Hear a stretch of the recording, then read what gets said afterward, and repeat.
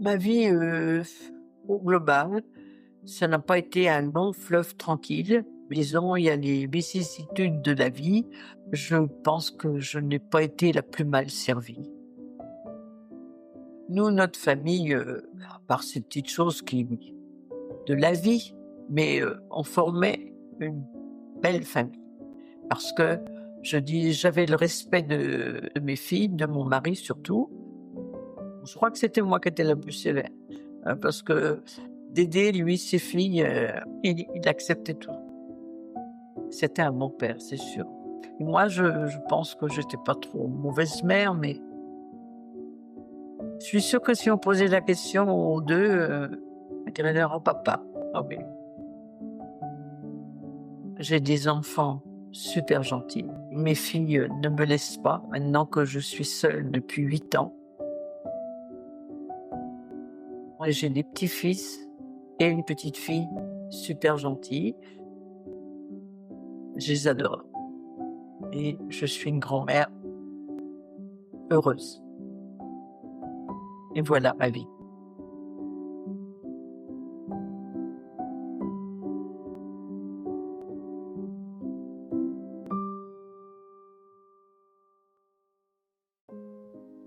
Je m'appelle Gisèle.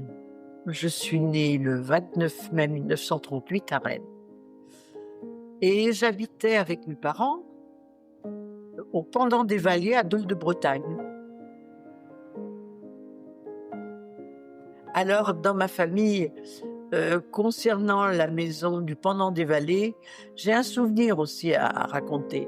Que quand la débâcle est arrivée, c'est-à-dire que les Allemands ont été battus, mon père, quand il est revenu voir, parce que notre maison était rasée, il ne restait plus que la cave, et papa venait chercher, il pensait des litres de vin qui restaient de la réserve qu'il avait avant. Il a trouvé 3 Allemands qui étaient cachés. Quand papa leur a demandé d'où ils s'évadaient, je ne me souviens plus le nom du fermier, je ne me souviens pas d'importance, mais il voulait rentrer sur Rennes. Alors, près de la gare, c'était facile de monter dans un wagon qui était, sur une ligne d'attente en attendant de faire un convoi. Alors, papa a dit: «Je ne vais rien vous donner, rien du tout, mais je ferme les yeux sur votre évasion». Et ça, j'ai trouvé de la part de papa bien. Parce qu'il dit: «Il n'y avait pas que des mauvais», parce que un de mes oncles a été prisonnier en Allemagne et il est tombé chez des fermiers qui l'ont nourri, pas maltraité. Donc en souvenir de ça, il a fait ce geste-là pour les Allemands. Parce que mon père, a été prisonnier. Et il a été arrêté, mon père, quand il faisait, on appelle ça des manœuvres ou quelque chose comme ça, je ne sais pas trop, à Bitche. Et j'étais à l'époque, j'avais, je sais pas, 2 ans, 2 ou 3 ans. Et je n'ai pas reconnu mon père. Il me faisait peur. Si bien que papa, ça l'a offusqué. Parce que, j'étais petite, mais, je suis pas allée vers lui. Et je pense que c'est pas un bon souvenir de mon enfance, ça. Raconté plus par maman. Parce que moi, à 2 ans, j'avais 2 ans, je m'en rappelle pas bien, mais c'est maman qui m'a raconté que papa avait mal pris que je n'aille pas vers lui quand il est rentré. Après, comme la maison était rasée par les Allemands, on est allé se réfugier rue Mon-Plaisir à Dol-de-Bretagne. Et là, on a partagé la maison où on était avec un couple d'instituteurs. Eux, ils étaient à l'étage et nous au rez-de-chaussée. Et puis là, papa, faisait le jardin. L'instituteur, moi, me donnait des cours de français. Enfin, j'étais petite, hein. J'avais quoi, 5 ans? Et comme ils n'avaient pas d'enfants, j'étais choyée avec eux. Ces gens-là, après, la guerre finie, instit, ils sont pas restés à Dole, ils sont partis en Algérie. C'était monsieur et madame Rosé. Et moi, eh bien, j'allais à l'école à Dole. Et là, la 6e, c'était la joie. J'allais chercher mes petites sœurs à l'école maternelle. et je faisais le facteur. Je faisais le facteur déjà, c'était une prémonition. En passant des lettres des copines pour les garçons. Et je cachais ça dans un jardinet et il y avait une pierre, je mettais les petits mots là. Mais ce que je ne savais pas, c'est que mon professeur à l'école où j'étais en 6e s'appelait Monsieur Bessel. Et la directrice de l'école maternelle où étaient mes sœurs, c'était sa femme. Et de sa classe, elle voyait mon système, que je cachais quelque chose. Si bien, un jour, il dit « Mettez-vous en rang là, et je vais poser une question. Il faut que tout le monde écoute bien ce que je vais dire. Je connais quelqu'un, il fait le facteur, et j'aimerais savoir qui lui donne des lettres. » Alors il a dit « Vous allez ouvrir vos cartables. » Et là, j'avais 2 lettres. Alors, quand il a vu les lettres, bien sûr, il m'a tiré l'oreille et dit « Toi, on va régler le problème et je vais en parler à ton père. » Papa, qui était représentant de parents d'élèves. Je me suis dit « Qu'est-ce que je vais prendre ?» Et puis, ma foi, ça s'est bien passé. Il a gardé les lettres, il a puni les grandes qui se servaient de moi et il m'a dit que je ne te revois pas. Vous allez dire, c'est pas vrai, mais si. Quand mes filles, Christelle et Fabienne, ont été en âge scolaire, nous habitions Rennes, j'ai emmené Christelle à l'école. Et qui était le directeur de l'école publique? Monsieur Bessel. Mon prof que j'avais en 6e était revenu à Rennes pour ses enfants à l'école. Il me dit, c'est drôle, Gisèle, hein? Je t'ai eu en 6e et voilà que tu m'amènes tes enfants maintenant à l'école. C'est ma dernière année. Il m'a dit, je suis contente de te voir et que tu as fondé une famille.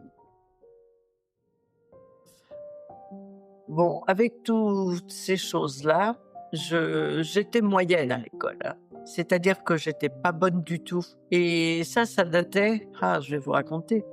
Quand je suis rentrée en primaire, maman m'aidait à apprendre à compter.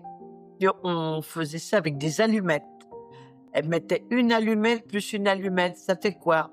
Eh ben, j'ai jamais pu dire 2, je disais ça fait une allumette et une allumette. Alors, maman s'est dit, elle sera toujours mauvaise en maths, ce qui s'est produit. Mais par contre, j'étais bonne en français, ça c'est vrai. Ma scolarité, je n'ai pas passé mon brevet à Dom de Bretagne parce qu'il y a eu, disons, un incident dans la famille.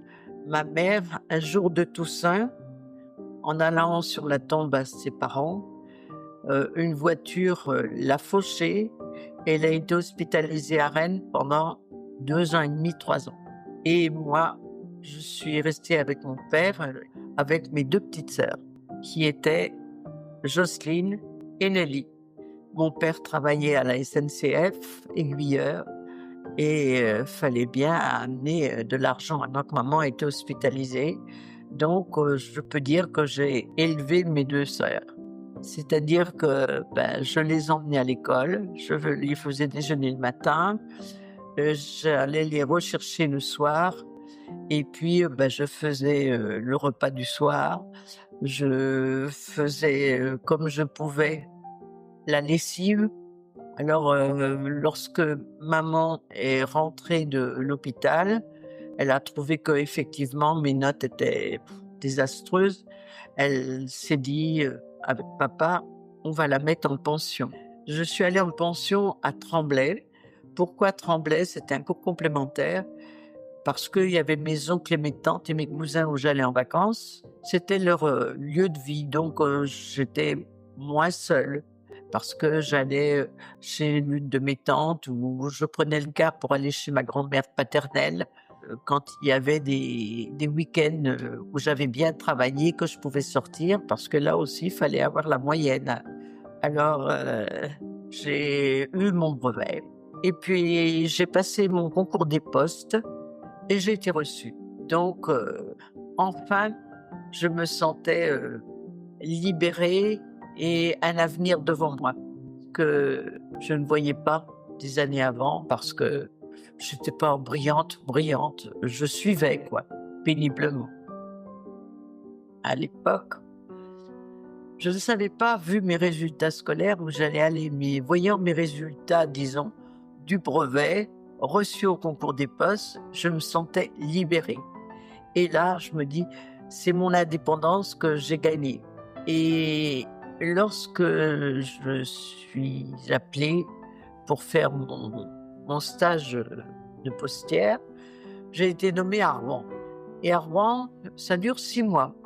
On apprend les rudiments, bien sûr, de la poste, l'accueil, les placements, d'argent, et là, à Rouen, je couchais au foyer de la jeune fille, hein. Je ne vous dis pas que c'était les bonnes sœurs. Alors, les bonnes sœurs au foyer de la jeune fille, fallait pas faire de blagues, hein, parce qu'on était reprimandés. Je me suis trouvé une copine qui, elle, son père était directeur de labo et elle faisait de la musique. Et je ne sortais pas beaucoup, en ville parce que j'avais pas beaucoup d'argent, mais elle, avait des séances, théâtrales où elle jouait du violon avec son orchestre et elle m'avait dit un petit truc pour ne pas payer: «Tu prends ma boîte à violon, moi je vais avec mon violon à la main et quand tu passes devant le machin, tu dis violon et tu vas avec moi dans la fosse où on jouait, une fosse à violon et à musique» et je m'asseyais à l'arrière, j'avais la musique gratuite et le spectacle gratuit. Alors là, c'était le pied et ça, on a fait ça pendant, oh, je suis restée 6 mois. Alors je voyais des beaux spectacles et je payais pas un rond. Et puis voilà que bon, on se fait des amis, vu les notes que nous avions, obtenues, on avait un classement et on était dispatchés dans toute la France. Alors on était à peu près à faire le cours, une vingtaine à peu près. Bon, les meilleurs, c'était Paris. Après, c'était pas loin du lieu où ils habitaient, mais moi, me voilà à Lille. Dans le train, je rencontre 2 filles de Saint-Malo. Eh ben, nommées aussi, mais pas dans le même service que moi, mais nommées là. L'amitié, hein, l'amitié. Et là, fallait chercher aussi où coucher. Foyer de la jeune fille, des bonnes sœurs. Je quittais Rouen pour retrouver la même chose. Et là, on arrivait la nuit avec, notre barda. Alors j'appelais ça le barda parce qu'on avait des vêtements, on avait des valises et tout ça, personne venait nous chercher. On ne connaissait rien du tout. On a fait la gare, je me rappelle, ce foyer de la jeune fille en demandant à Pierre et à Paul où ils étaient. Et là, à travers un judas, un grand portail, on entend la bonne sœur: «Qui êtes-vous?» «Bon, ben, rentrez». Alors elle nous a pas aidé à porter nos valises, rien du tout. Et quand on est arrivés, on était 3, il y avait 2 lits. Alors mes copines, qui étaient les plus grandes, elles ont eu les lits et moi, je me suis allongée près d'un lit, par terre, avec, fallait laisser nos valises dans le couloir. Le lendemain, quand on s'est réveillés, bien sûr, on a eu quand même notre déjeuner et fallait aller à la poste. Où se trouve la poste? On a demandé. Les bonnes sœurs, d'un air, revêche, nous ont dit: «C'est tout droit et à gauche». On a fait tout droit et à gauche. Fallait passer un pont de chemin de fer avec des camions qui passaient, mais des gros camions et j'avais remarqué qu'il y avait des 35, si bien que les gros camions, quand j'ai vu un 35, je faisais coucou. Ben, ils me faisaient coucou. Ça a duré ça, le temps que je suis restée à Lille, si bien que quand on voyait les 35, ils nous voyaient les postières et puis ils nous faisaient: «Ça va?» «Ouais, ça va». Et puis eux allaient à leur boulot et nous aussi. Et là, j'ai trouvé des dames, gentilles qui nous ont dirigés dans les services. Il y en a eu une que j'ai eue jusqu'à la fin de mon séjour, mais alors elle m'avait dans le nez. Je sais pas pourquoi, je ne sais pas. Je sais pas s'il existe une justice, mais quand j'ai bien connu mon travail, parce qu'on changeait quand même de place, 1 fois par mois, on changeait de collègue. Dans la même salle, mais on changeait. Et là, je disais à mes copines, je dis: «Si un jour je me trouve avec elle, que je connais bien mon travail, je la ferai pleurer comme elle m'a fait pleurer». «Ah! Les filles, tu dis ça? Mais tu le feras jamais». Je reçois mon préavis nommée à Rennes. Et qu'est-ce que je vois? Je suis avec elle. Alors je l'appelais la dame au nez pointu. Pourquoi? C'était une maigrichonne avec un nez comme je sais pas quoi, Cyrano de Bergerac et revêche. Alors, quand elle me voit arriver, j'ai pas eu droit à des sourires, hein, mais je connaissais mon boulot. Et moi, ne connaissant pas à mon arrivée, elle allait manger à la cantine et elle me laissait toute seule finir mon travail. Donc, je ne mangeais pas. Et elle disait, regardez la lambine là, elle n'a pas encore fini ni rien. Et moi, arrivant là, je jubilais. Je connaissais bien, j'allais beaucoup plus vite qu'elle. J'étais alors la lambine, ça va là, oui? Alors je dis, ben, je vais aller manger pour une fois, hein, elle a laissé. Et elle pleurait. Alors les copines me disent, mais c'est pas vrai. Elle dit, mais pourquoi tu fais ça? Je dis, la dame au nez pointu n'a jamais rien valu. Je me venge. Et je dis, elle peut pleurer. Et je dis, je la regretterai pas. Elle me dit, ni moi non plus. Eh ben, vous voyez, on est d'accord. Hein. Et ça s'est terminé comme ça, à Lille. J'étais donc postière. Et nommée à Rennes, je travaillais aux chèques postaux. On travaillait sur des groupes de travail, c'est-à-dire qu'on gérait les comptes des clients. Alors, on faisait les chèques sans provision, on faisait les changements d'adresse, enfin, on gérait les comptes, quoi. Et on était dans une grande salle où on était à peu près une cinquantaine. J'ai fait aussi mon travail correctement, si bien que j'ai un de mes inspecteurs qui m'a nommé responsable de ce groupe-là. Et je me suis juré que personne ne pleurerait s'il ne connaissait pas le travail, je l'aiderais et je serais très discrète quand il y aurait des réflexions à faire. Ça serait en cas yeux. Je ne ferai pas à la cantonade des réflexions. Et c'est ce qui s'est passé. Ça s'est très très bien passé. Ouais.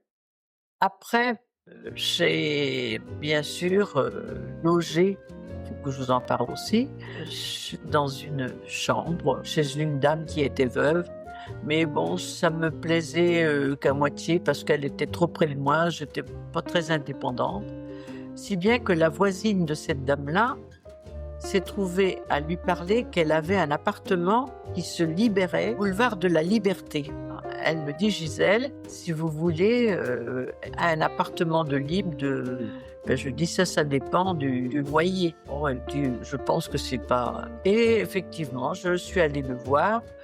Il me plaisait bien, on a parlé un petit peu, puis vu que j'étais une débutante dans le monde du travail quand même, elle ne m'a pas estampé question paiement. Donc me voilà, boulevard de la Liberté, au milieu de Rennes. Et quand arrivait le week-end, j'avais envie d'aller voir mes parents. Alors, fille d'employé de chemin de fer, j'avais des réductions sur les billets de train. Donc j'allais à Dole. Et là, ben, vous pensez bien, le week-end, je n'allais pas rester tout le week-end avec les parents. Si bien que j'avais deux voisins et une voisine.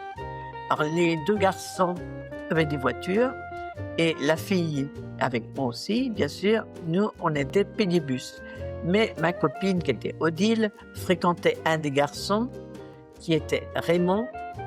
Et moi, c'était en face de chez moi un fils d'agriculteur qui était fils unique et dont la mère voulait le marier avec moi. Moi, je le trouvais gentil, mais timide. Quand on allait au bal avec lui, il regardait le bout de ses souliers. Alors, je te dis pas, mais gentil. Si bien qu'il fallait pas être méchant. Tandis que Raymond, lui, il disait, Gisèle, je t'emmène au bal avec Odile, mais c'est pas sûr que je te ramène. Hein. Ça posait problème. Alors, Louis, qui était en face, toujours se proposait pour me ramener. Bon, gentil, mais il dansait pas bien. Et une fois, il m'emmène à Pleine Fougère. Et là, un garçon m'invite à danser. Il dansait bien. Donc, je disais, au moins, voilà qui danse bien. Il m'a invité une fois, il n'est pas revenu. J'ai dit aux copines, j'ai dû lui marcher sur les pieds, hein, c'était pas possible. Bon, eh ben, écoute, j'ai terminé entre Raymond et Louis à finir mon bal. Et puis bon, je suis rentrée avec la petite troupe là. 3 semaines après, Odile me dit: «Il y a Raymond qui veut bien nous emmener». Alors Louis qui dit: «Moi j'ai pas la voiture, mais je peux aller avec vous». Ah, on n'a pas pu dire non, hein. Nous voilà partis. À la porte, qu'est-ce qu'on voit? Le gars qui m'avait fait danser, qui semblait attendre quelque chose à la porte. Odile me dit: «Regarde, c'est ton cavalier». Il n'est pas revenu, donc il va pas revenir. Il m'a pas sauté sur le dos, c'est sûr, faut pas raconter ça, mais il m'a invité, j'ai fait tout le bal avec lui, tout le bal.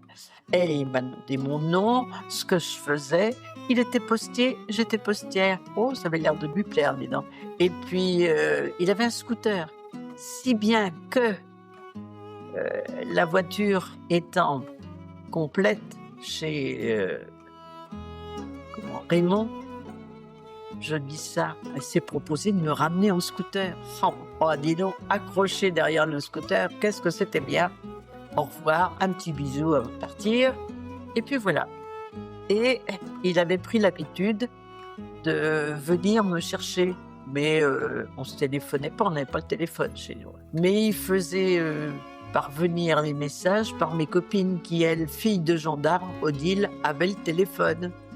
Alors, je disais, si il demande, tu dis oui. Et ben voilà comment j'ai connu André. Alors, les parents de André, lorsque je suis arrivée un 14 juillet, il y avait du monde, plein le restaurant, et ma future belle-mère me dit: «Prenez donc un torchon pour essuyer les verres, comme ça va m'avancer». Bon, je l'ai fait. Et puis elle dit: «Ah, vous êtes moins bégueule que les autres, vous». Je me suis dit: «Et je ne suis pas la première». J'ai des beaux-parents super gentils. Mon beau-père est assez plaisant, lui. Et comme il travaillait à la coopérative agricole, il avait un travail, il pesait les sels de pommes de terre et tout ça. Et il me dit une fois, il dit: «Montez donc sur la balance, vous, Gisèle». Alors, monté sur la balance, il regarde André, il dit: «Ah, t'es foutu, mon gars, elle fait même pas un sac de pommes de terre. 50 kilos». Ben, j'ai bien changé depuis, à me dire que bon. Et puis là, on s'est fiancés. Et au repas de fiançailles, ben, c'est tout simple, ça s'est passé dans la salle des fêtes. Ce sont les parents de Dédé qui ont fait le repas. Et puis déjà, ma belle-mère et mon beau-père s'étaient renseignés sur moi parce que j'ai un oncle qui habitait à Saint-Brolade. Et ils lui ont demandé des renseignements. Il dit: «Mais il me semble qu'il y a une de vos nièces là qui fréquente mon gars». «Ah, Gisèle?» «Oh bah alors là, aucun problème», il dit, «aucun problème». Alors, c'est bien que je savais que vous étiez sérieuse, donc j'en ai pas parlé, hein. Ça s'est bien passé. Mais je dis: «Vous avez pris vos renseignements?» «Oh ben, un petit peu, hein, parce que c'est comme ça les mères, hein, ça se documente un petit peu». Et puis voilà, je suis rentrée dans la famille et on s'est mariés donc un 31 août 1962 à Saint-Brolade. J'ai eu un mari super gentil et c'était un papa super gentil.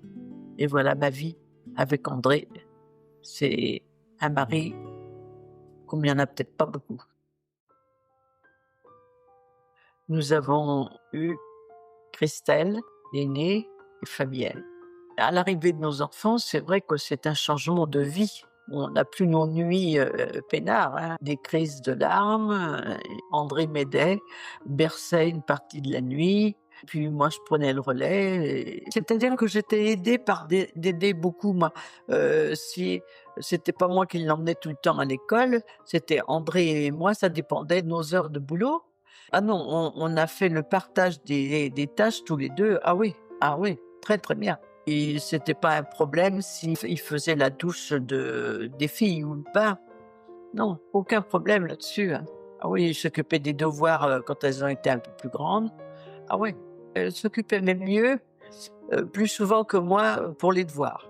Mais, elles étaient, vraiment mignonnes, hein. Franchement, bon, un petit défaut comme tout le monde, mais non, elles étaient mignonnes. Elle a fait de la danse, si, bah si, et Gisèle, rappelle-toi, elle a fait de la danse, Christelle. Et il y a eu une représentation au théâtre de Rennes, même le fou rire. Au moment du spectacle, on a entendu un gros boum. Il y a papa qui dit: «C'est Christelle qui se casse la figure». fou rire parce que c'était pas du tout Christelle, c'était un truc qui était tombé à l'arrière, mais qu'on n'a même pas vu. Mais que papa a dit: «Oh, c'est Christelle» et quand on lui a dit ça, il dit: «Oh ben, tu es méchant». Non, ouais, elles ont fait de la danse quand même. André était très, très papa poule, hein. Moi, j'étais peut-être un petit peu plus, ah oui, un petit peu plus sévère. Plus grande, je vais vous raconter une petite anecdote. Elle avait déjà 13-14 ans, Christelle, et puis elle avait vu une belle robe quand on était allés faire les magasins, mais le prix ne me convenait pas. Si bien qu'elle rentre à la maison en ronchonnant. Dédé voit que ça ne va pas, il demande ce que c'est. Christelle monte dans sa chambre, claque la porte et je dis: «Eh bien parce que je n'ai pas, acheté la robe qu'elle voulait, c'est tout». Il a rien dit, il est monté dans la chambre, il a discuté avec Christelle et les voilà redescendus tous les 2 et Christelle avait la banane. Et puis ils partent. On attend une demi-heure, 3/4 d'heure et elle revient en me faisant voir la robe qu'elle avait lorgnée et que j'avais pas voulu payer et c'est son père qui l'a payée. Alors là, furax, je dirais, furax. Je me dis: «Tu me coupes l'herbe sous le pied?» et l'autre et je dis: «Ne recommence pas ça, hein, parce que moi ça ne va pas aller». Puis je m'excuse, mais je disais pour une robe, elles vont pas se faire la tête comme ça. Dis-toi, ça partait peut-être d'une bonne intention, mais moi, tu sais pas ce que je ressens. Il dit: «C'est vrai, c'était pas bien». Ça a été une de nos petites altercations, mais j'ai fait la leçon, à Christelle. Je dis: «Je sais pas ce qu'a dit papa, mais moi ça ne m'a pas plu. Ça ne m'a pas plu. J'avais une raison, pécuniaire de pas le faire. C'est tout, c'est pas parce que je t'aimais pas». Elle l'a retrouvée, jeune fille, dans les chiffons que j'avais, elle dit: «Tu vois, je l'ai étraînée longtemps, hein», et voilà, la fin de l'histoire de la robe. Oui, mais ça, nous, notre famille, à part ces petites choses qui de la vie, mais on formait une belle famille. Parce que j'avais le respect de mes filles, de mon mari surtout. Je vais pas dire que quelquefois il y avait pas des petits accros, hein, mais quand il voyait dès que je montais, parce que je monte assez vite, il, prenait la porte et il allait faire son foot et puis il rentrait, 1 heure après, 2 heures après, il me dit: «Alors, tu es calmée là?» Et puis c'était terminé, c'était terminé. Pour les filles, lorsqu'il y avait quelque chose qui n'allait pas, on essayait d'en discuter et bon, il n'y avait pas de punition. Quand on disait franchement ce qui s'était passé bien comme mal, c'était calme avec les filles aussi. Je crois que c'était moi qui étais la plus sévère, parce que Dédé, lui, ses filles, il acceptait tout. C'était un bon père, c'est sûr. Et moi, je pense que j'étais pas trop mauvaise mère, mais je suis sûre que si on posait la question aux 2, elle dirait leur papa. Ah oui.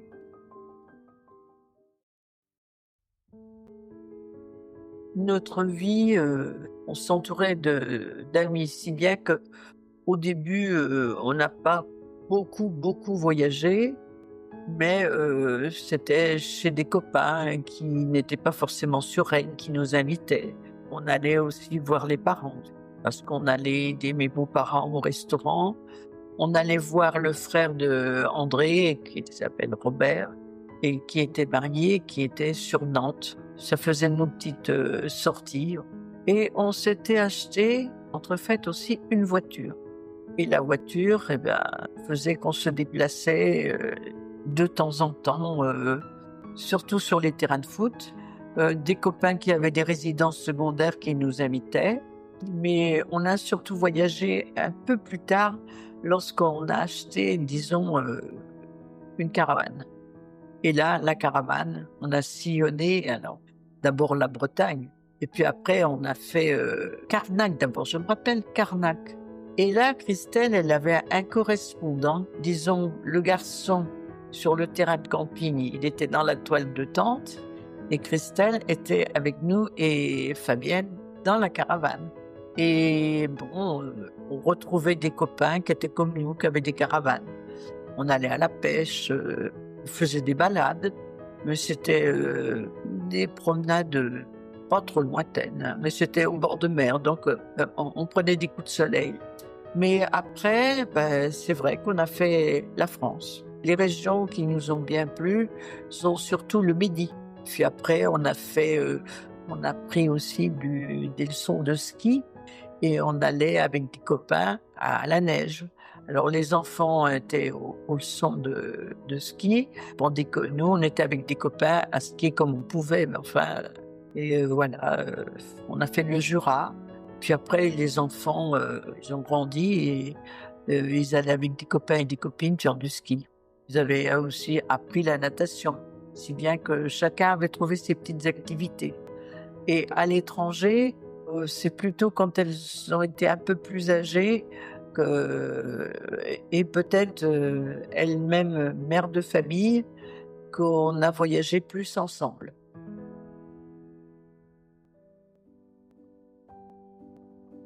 Après avoir fait le tour de nos occupations, je peux dire que j'ai été heureuse, lorsque j'ai été reçue au concours des postes et que je suis devenue indépendante pécuniairement.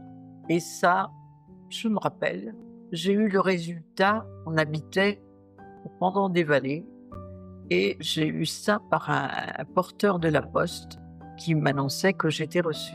Et maman, à ce moment-là, elle était en train de soigner son père à Tremblay. Et à tour de rôle, mes tantes prenaient le relais pour s'occuper de mon grand-père. Et c'était le tour de maman. Et papa dit c'est bien, hein, tu es contente? Je dis oui, ben, va dire à ta mère. Je dis, oui, mais comment? Il n'y a pas de train qui y allait. Et là, mon père, je n'en reviens pas, m'a prêté sa mobilette. J'avais jamais monté sur une mobilette. Et me voilà dans le bas de notre maison. Il y avait une petite route, enfin, un chemin aménagé. Et il m'a montré le démarrage, l'arrêt et tout ça. Et me voilà au bout de 2 ou 3 heures de démonstration, me voilà partie à Tremblay. Je chantais. C'est le plus beau jour de ma vie. Je vais pouvoir sortir toute seule, gagner mes sous et puis faire ce que je veux. J'arrive. Maman me dit, mais qu'est-ce que tu fais? Mais où t'as pris la mobilette? Je dis, c'est papa qui m'a dit de venir te prévenir. Je suis au concours des postes. Heureuse. Elle dit, je suis contente pour toi aussi. Et là, mes cousins qui étaient là, mes cousines, ah, tu vois que tu y es arrivée. Je suis arrivée où j'ai pu, parce que j'avais passé le concours d'infirmière, collé en maths. C'était infirmière à ce moment-là, ou postière, il y avait du R. Hein. Eh ben non, j'ai été reçue postière. Et voilà ma vie, postière. Oui, j'ai eu 2 moments très difficiles dans ma vie. L'accident de maman et l'accident de papa, tous les 2 de voiture. Mon père, c'était en mobilette, il s'est fait renverser et il est décédé 2 ans après, des suites de ça. Et papa, le connaissant, il n'a pas voulu faire du mal à la personne qui l'avait renversé parce que c'était un jour de pluie sur un passage piéton et il avait mes 2 nièces, c'est-à-dire les filles de ma jeune sœur, qui l'emmenaient à l'école. Et il y avait un réverbère dont il y avait une ampoule de grillé. Donc le monsieur qui est descendu de sa voiture ne voyait pas bien.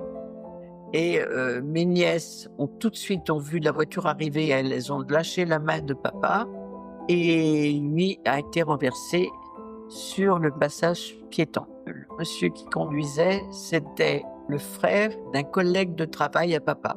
Donc il n'a pas voulu l'embrouiller avec des procès. Il s'est contenté d'accepter le capital de l'assurance. C'est une affaire qui s'est terminée comme ça.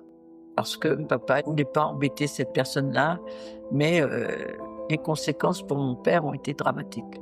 Il avait un pacemaker, déjà il avait une insuffisance cardiaque, donc il n'est pas mort tout de suite, mais ce sont des moments pénibles pour moi. Et maman, après, elle allait un jour de Toussaint sur la tombe de ses parents. Et là, un homme ivre l'a renversée alors qu'elle remontait du cimetière avec son vélo à la main. Et elle a valdingué, je peux te dire 3 ou 4 mètres. Et là, maman, hospitalisée pendant 2 ans et demi, 3 ans, à Saint-Vincent à Rennes. Et là, je l'ai remplacée à la maison et j'avais 2 petites sœurs. Ce sont des moments pas faciles à vivre. Quand tu as 14-15 ans, c'est pas facile. Donc voilà, les moments pénibles de ma vie. Oui.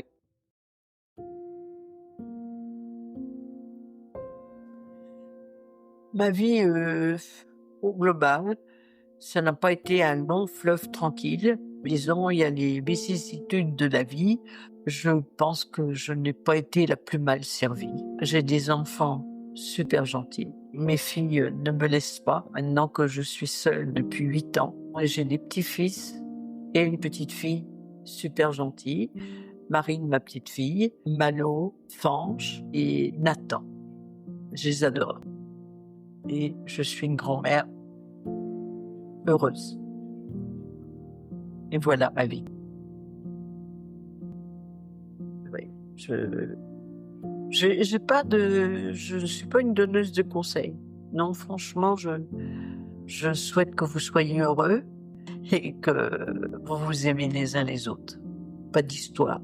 Vous vous soutenez quand il y en a un qui n'est pas très bien, eh bien, faut l'aider. Faut pas l'ignorer. Et c'est pas facile de donner des conseils. Non, c'est pas facile. Mais si vous avez un bon fond, ça viendra de vous-même d'aider les uns les autres. C'est tout. Je compte sur vous. Je ne serai plus là, mais je compte sur vous.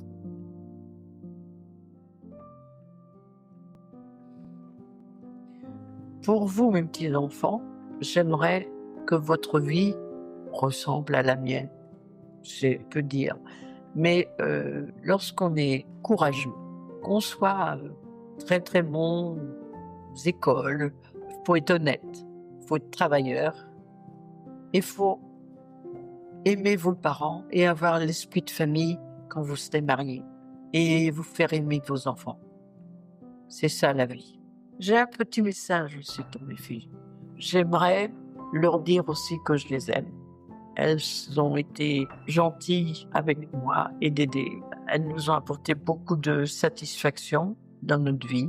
Je souhaite qu'elles aient la même chose avec leurs enfants. Il faut s'aimer les uns les autres. Et moi, j'aime mes 2 filles. Et vu mon âge maintenant, elles ne me laissent pas. Je les ai toujours aimées. Je les embrasse très fort. Soyez heureux. Je vous aime.